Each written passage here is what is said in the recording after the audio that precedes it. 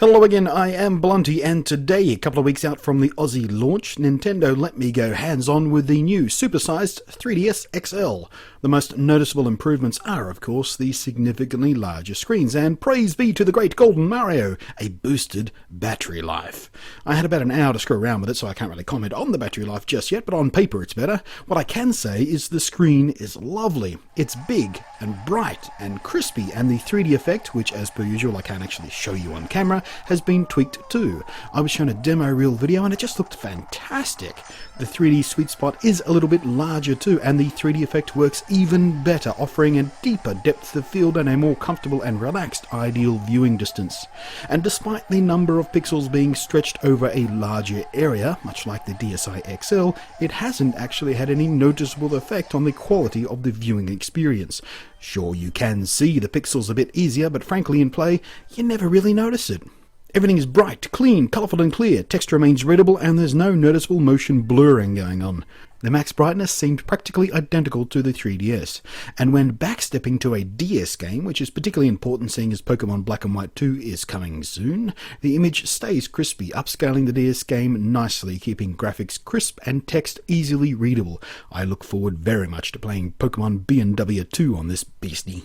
And if you're a fully grown anthropoid with big man paws like mine, you'll find the 3DS XL fitting nicely in your hand. It's barely heavier than the original 3DS and it feels slender and comfortable in play. Certainly I found it more comfortable than the slightly cramped real estate of its predecessor.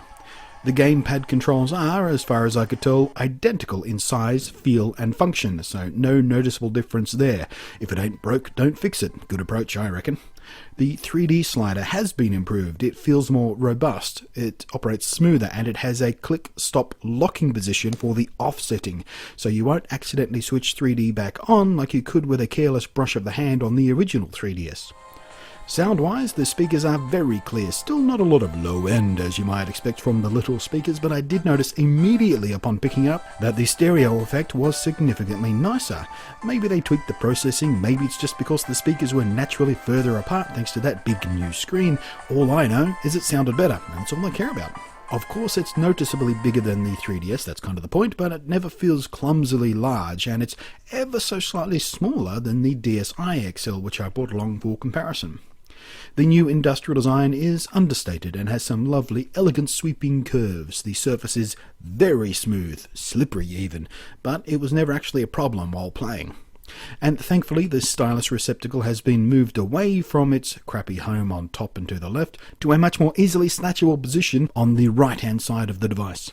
In short, it's not a groundbreaking update, but everything is just a little bit nicer, and when everything is just a little bit nicer and you take it on the whole, it really does make a noticeable difference to its usability.